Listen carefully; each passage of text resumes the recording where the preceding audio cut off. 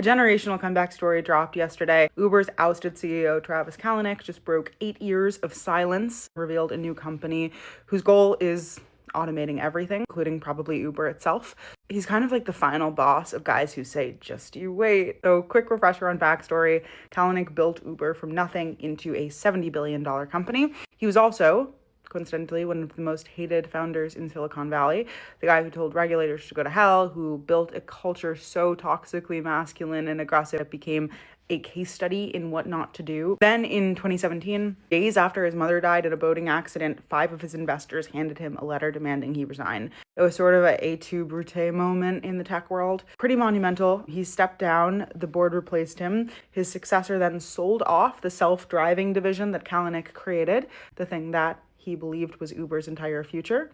Pretty prescient. Sold it for $4 billion to a company called Aurora. The media wrote off the obituary pretty gleefully as a story of toxic culture, bad leadership, a cautionary tale made into, I think, a Netflix movie. Silicon Valley may have moved on, but Travis did not, because when you betray a guy that intense, it is never going to be the last time you hear from him. So Kalanick, he essentially magically disappeared, vanished from the public eye, which is kind of strange for a guy who's as notoriously outspoken as he is. He took $150 million and became CEO of a holding company called City Storage Systems, which just sounds like money laundering to me, but on paper, it mainly focused on ghost kitchens. Underneath it, he was building something else, something bigger. It held assets from restaurant software to supply chain tools to robotics labs. It had over $1 billion raised at a $15 billion valuation. It had thousands of employees. Almost nobody could explain what the company actually did. Employees weren't even allowed to list it on LinkedIn. If you know tech people, the only thing they love better than working with a star CEO is being able to say that they're in stealth. And then yesterday, suddenly,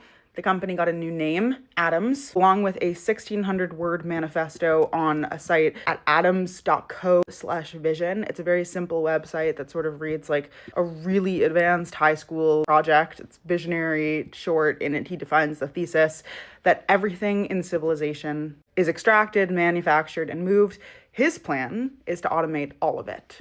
Digitizing the physical world, he says, capitalizing physical world, as only a precocious high schooler might, or a billionaire, he says in his manifesto, is my life's work. In a poetic twist, his first move was actually acquiring Pronto, which is the autonomous trucking startup built by a guy named Anthony Levandrowski, the same engineer that Kalanick poached from Google to build Uber's self-driving program. This guy got convicted for stealing trade secrets, Trump pardoned him, and now he's back with Kalanick. It's kind of like when Clooney reassembles the gang in Ocean's 11. The poetic justice of it all doesn't stop there.